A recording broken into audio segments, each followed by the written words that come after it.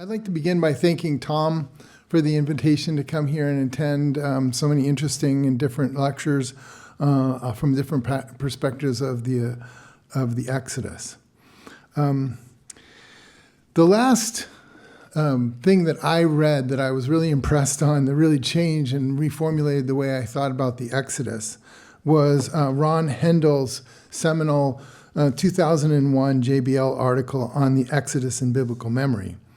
And he followed that up with an excellent contribution to the first UCSD Exodus Conference volume.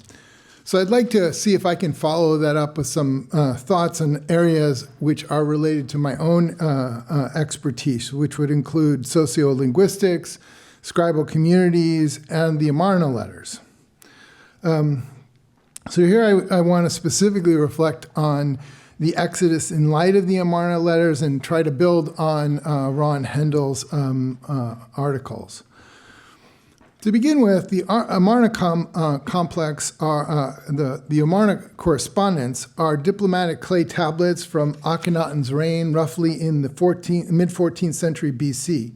In these letters, Egypt still maintains an overseas empire in Canaan, and local rulers write to Pharaoh as Egyptian vassals. This period falls within the two main Exodus chronologies, namely an early date in the mid-15th century BC and the widely accepted scholarly late date in the mid-13th century BC. However, trying to read the Exodus too literally as a single historical event and placing it specifically before the Amarna period would lead to quite awkward problems. For example, one would have to have Joshua conquering Canaan while the Egyptian officials were still sending reports to the Egyptian pharaoh, according to the Amarna letters.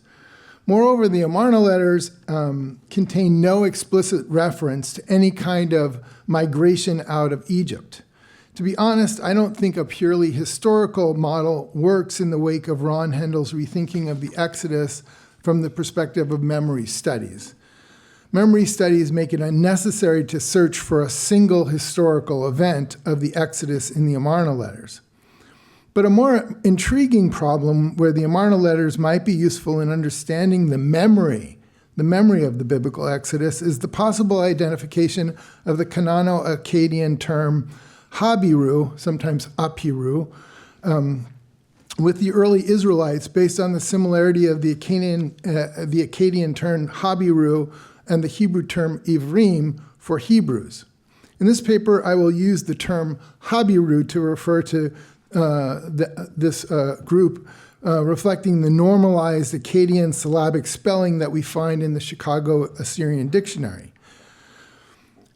The simple identification of the term Habiru with Hebrews was made by early scholars, but this identification has now been universally dismissed. Anson Rainey, for example, states unequivocally, quote, "There is nothing in the nature of the Apiru," as he calls them, nothing in the nature of the Apiru that would suggest a connection with the ancient Hebrew Ivrim.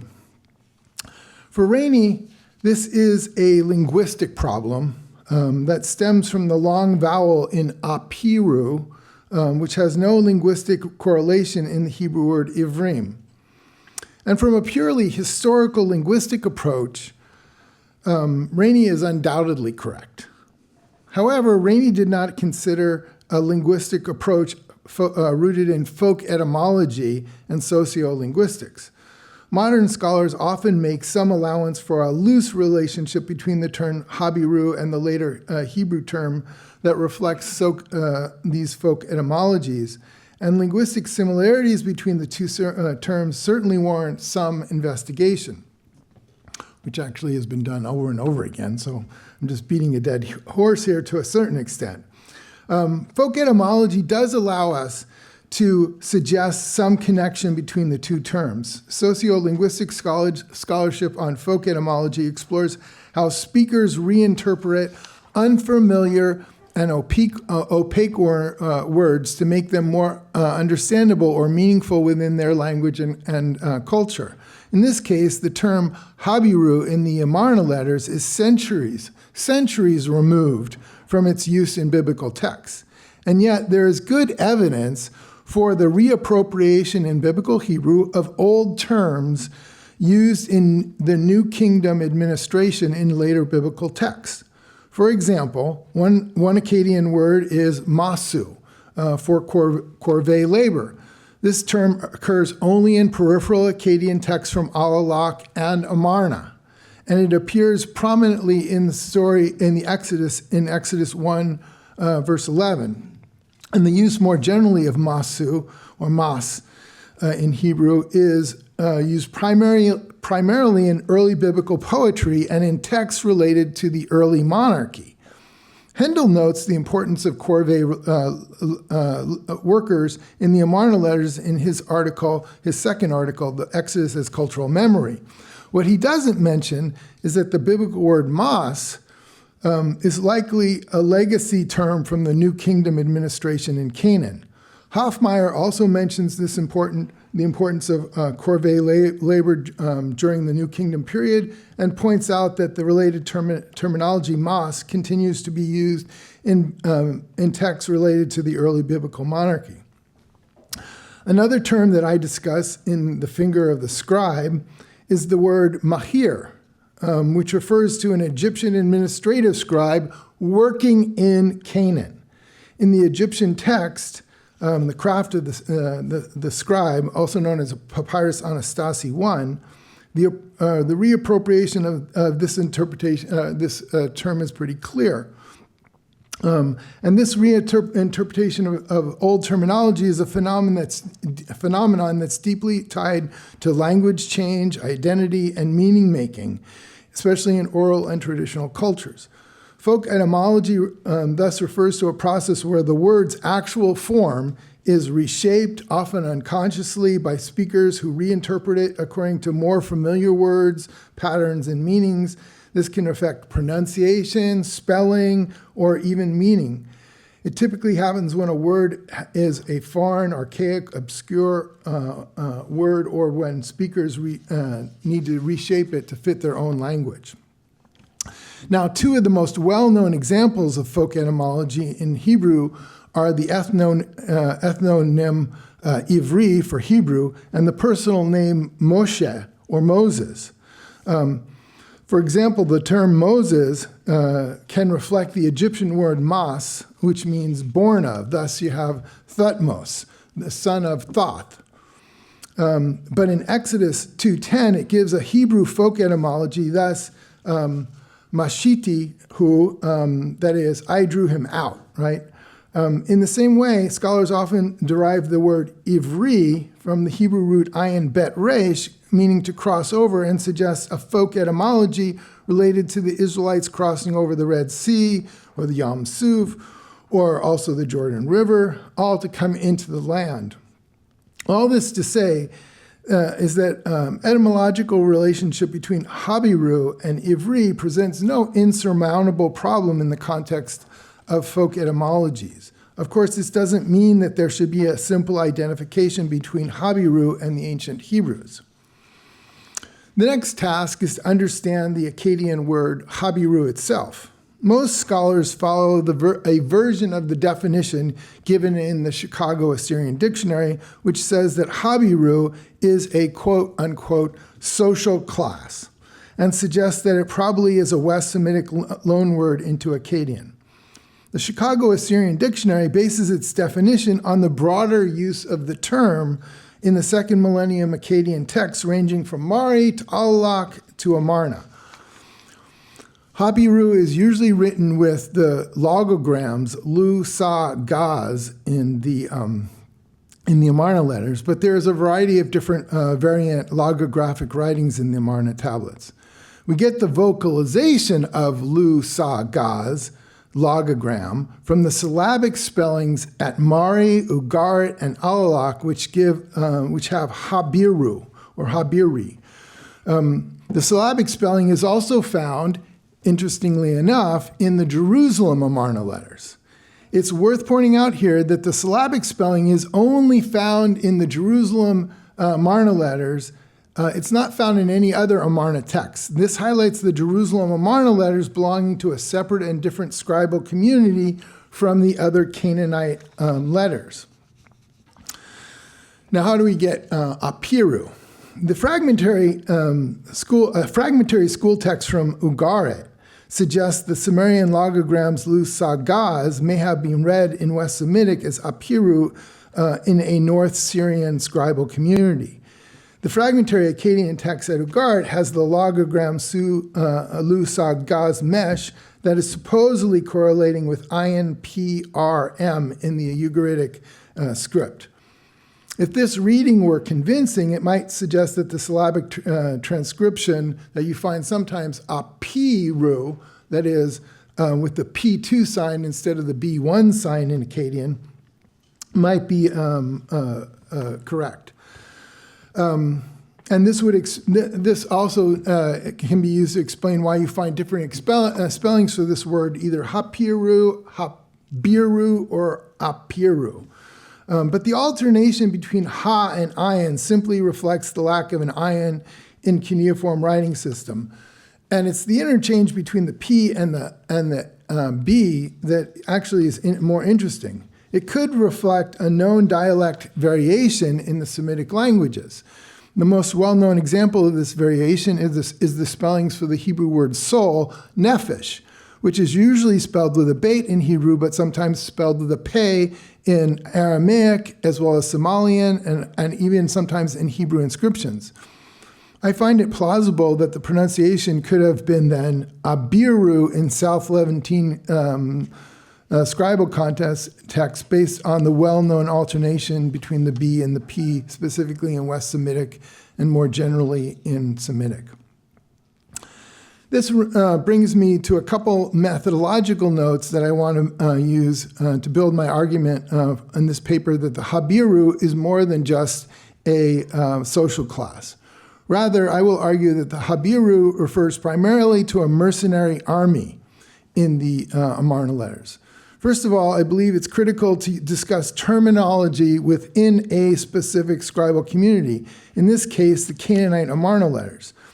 The Canaanite Amarna letters are a mostly cohesive and also very distinctive group of text in the Canano-Akkadian dialect. So it's important that we first try to understand the meaning and semantic range of Habiru, specifically within the Canaanite Amarna correspondence. Here I'm building on my research on scribal education and the importance of scribal communities that I detail in my last two books, The Finger of the Scribe, Who Really Wrote the Bible. Sorry about that.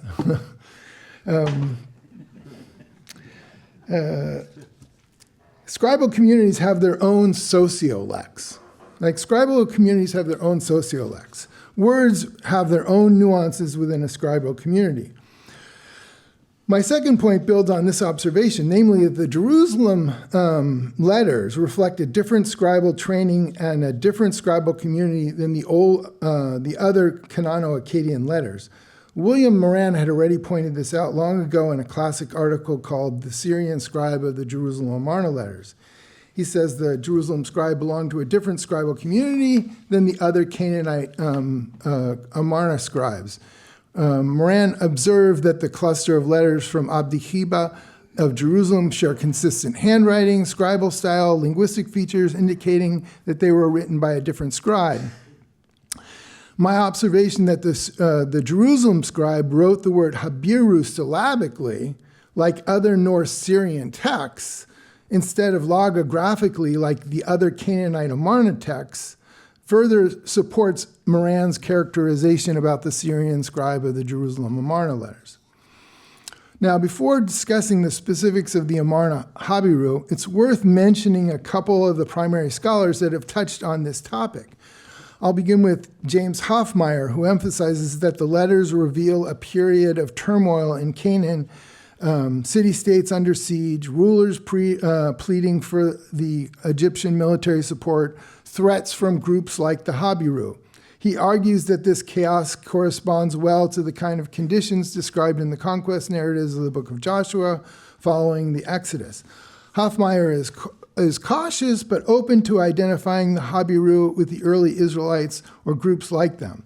He notes that while Habirus were not ethnically distinct, they were, quote unquote, social outcasts or marginal groups, often associated with rebellion, displacement, and labor. He suggests that the socio-political status of the Israelites portrayed in the biblical text aligns well with this kind of Habiru, especially if the Exodus involved a marginalized Semitic group fleeing Egypt and entering Canaan. Hofmeyr uses the Amarna letters to corroborate the plausibility of the Exodus narrative, not proving it directly, but showing the geopolitical and social dynamics of the late Bronze Age match those in the Bible. Another major figure is Jan Osman, who discusses Exodus in a number of his works. While Osman doesn't focus extensively on the Amarna letters themselves, he does agree with Hofmeyr when he describes the Amarna period as a critical backdrop for the development of monotheism, including the Exodus. In Moses the Egyptian and other works, Osman proposes that the Exodus story is a counter-religious memory rooted in the trauma and legacy of Egypt's own past. Jan Osman does not explicitly link the Akkadian term Habiru with the Hebrew word ivri, but his broader discussion of cultural memory does lead me into talking about the seminal studies of Ron Hendel. In his 2001 JBL article, Hendel argued that the Exodus story is not a literal historical account, but a cultural memory shaped and reshaped over centuries. Hendel touches on the contribution of the Amarna letters in reconstructing the historical memory of the late Bronze period, but he does not discuss the Akkadian Habiru or the Hebrew Ivri. In his follow-up article, Hendel refers to the Apiru as, quote, peasant bandits, and calls them a mythomotir. I'm sorry, Ron, I can't pronounce my French very well. A mythic motor, if you will, a group that helped create a constitutive myth that gave the Israelites a sense of purpose. In this way, the Apiru played a vital role, according to Hendel, in transforming the mixed multitude into a cohesive community. I like Hendel's concept of this mythic motor, but I don't buy his description of the Habiru as peasant bandits. And as I will now argue in the Amarna correspondence, the Habiru clearly function as a single mercenary military group, but this description, I think, would still work nicely with some biblical narratives and this concept of memory studies that Hendel develops. The biblical use of the word Hebrew itself often appears when the Israelites are seen from the outside. So, for example, the Egyptians repeatedly refer to the Hebrews in the Exodus narrative as well as the Joseph novella. And the Philistines use the term repeatedly in 1 Samuel to refer to the Israelites. This might suggest that the term was originally an external ethnonym, later absorbed and reinterpreted by Israelite tradition through folk etymology to fit their own ancestral and theological narratives. So in 1 Samuel 4, for example, it is noteworthy that the Philistines refer to the early Israelites as Hebrews specifically in a military context. And this military context for the use of Hebrews occurs throughout the book of 1 Samuel. And thus, rather than emphasizing the outsider aspect of the biblical term Ivri, it is also useful to recognize the military context of the word. This military aspect will harken back to the use of the Habiru in the Amarna letters. Another aspect of the Habiru in the Amarna letters is their identity as outside invaders. This is a point touched on by Hendel, and it goes back to an important article by Peter Machinus. Machinus pointed out that a story of outside interest into Palestine would have served as an important pole around which a collective identity could be segregated and consolidated. In Hendel's follow-up article, he emphasizes the importance of the Song of the Sea as a mythic motor of Israel's cultural memory. The Song of the Sea has also a military motif. In this respect, the Amarna depiction of the Habiru as a military group waging war against the entrenched rulers of Canaan would work well as a mythic motor of Israel's cultural memory. The Habiru were central players in the strife described in the Amarna period. Moreover, the letters vividly describe the Habiru as aiding and abetting a rebellion against Egypt. But who are these Habiru? Let's look at a couple of these texts. Are they just social outcasts, as the Chicago Assyrian Dictionary describes them? I don't think so. They're much more than outcasts. They are a well-organized military army. For example, Rib Hada talks about the Habiru troops, the Tsabu Habiru, that are making war against him. He accuses his rival Abdi Ashirta of hiring the Habiru as an auxiliary military force or a militia. He contrasts the Habiru mercenary army with regular troops. The Habiru are stationed in cities like Byblos, where they have garrisons that include chariots. These mercenary groups threaten to conquer towns like Shigata or Ampi. Mariama, the ruler of Hassi, makes the same claim, namely that the troops of the Habiru made war. They seized towns. The most repeated charge is that the Habiru are taking over cities and territories. The charges against them are sometimes explicitly note the giving of financial payments, as we read in Biryada's letter to Pharaoh. Quote, the two sons of Labayu are giving their silver to the Habiru to make war against me. This should make the identification of the Habiru as mercenaries quite clear. The Habiru are occasionally lumped together with a group called the Sutu, who seem to be related to the Sutians. That is another group that is well known as mercenaries. A particularly good example of this is the letter of Biryawaza, who seems to be the ruler of Damascus. He writes, I am indeed, together with my troops and my chariots, together with my brothers, my Habiru, and my Sutians, at the disposition of the archers, wherever the king, my lord, shall order me to go. This association with the Sutians is really useful because the Sutians are identified with an ancient tribe that later developed into a mercenary group. In sum, the Habiru are an organized mercenary army in the Amarna letters. And I think it's one group, one mercenary army. They're not a rabble of social outcasts. To be sure, there are many pejorative descriptions and insults applied to the Habiru, especially calling them dogs. People join the Habiru.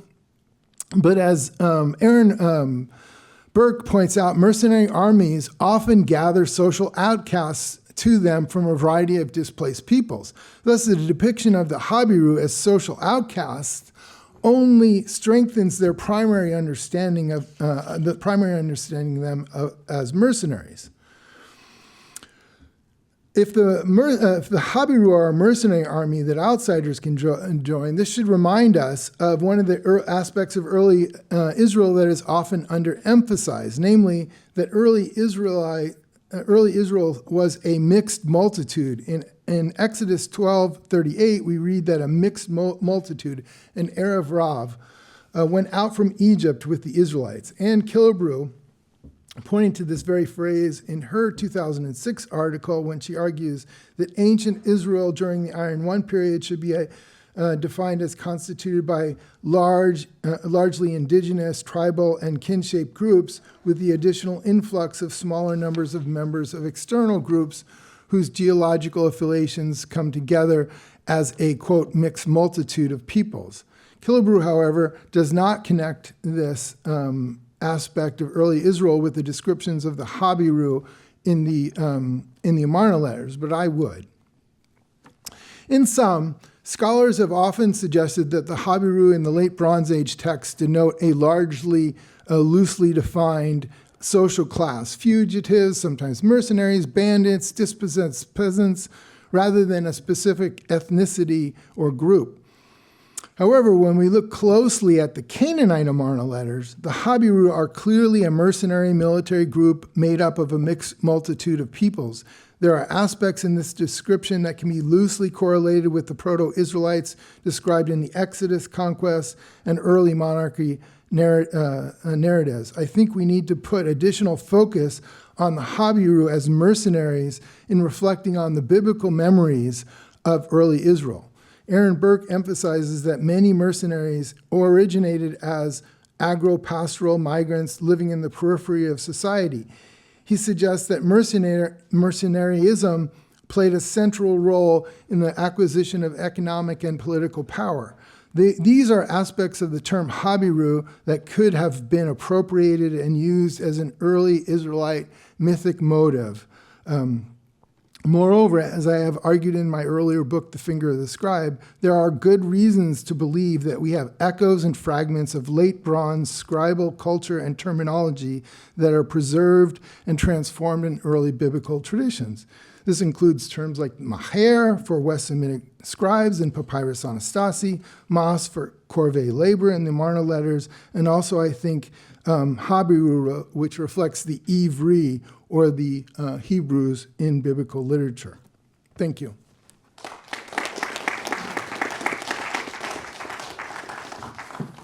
We do have time for questions. Anyone?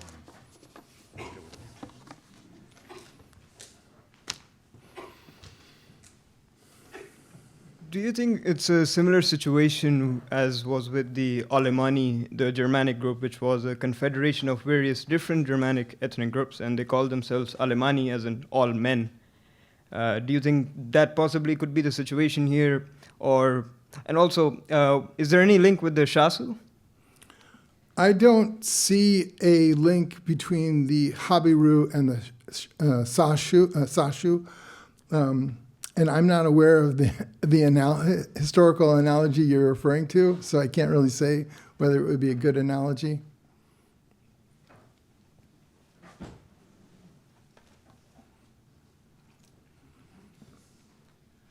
First of all, I want to thank you, and I want to offer employment as my publicist. 2